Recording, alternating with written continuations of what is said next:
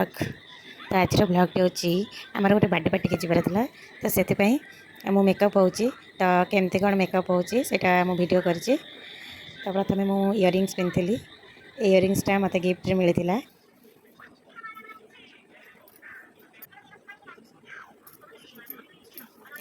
एबे इयरिंग्स पिंधि सारापर मुझे मेकअप नापी मेकअप नबारे मुझे यूज कर NYB 3-in-1 फाउंडेशन जहाँकि लाइट वेट आपण मैंने चाहिए को डेली यूज भी करें तापर मु यूज करी पॉन्ड्स पाउडर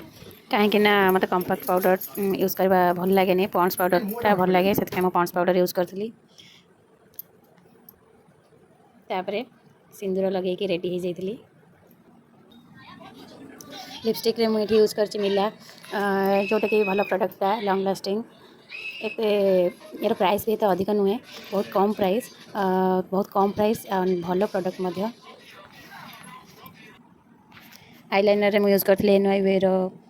आईलाइनर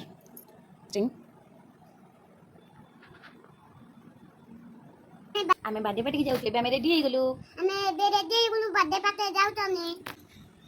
जन्मदिन भोजी थी आखंडलमणि मंदिर में तो आम से पहुँची गलु तापर आखंडलमणि दर्शन कर मुंडिया मार्लु तापर भोजी खाई बसिलु भोजी गोटे गोटे आइटम आसिक पत्र लगी चलला ठाकुर प्रसाद बहुत बढ़िया था तापर शेष को आइसक्रीम खाई घर को आसिलु।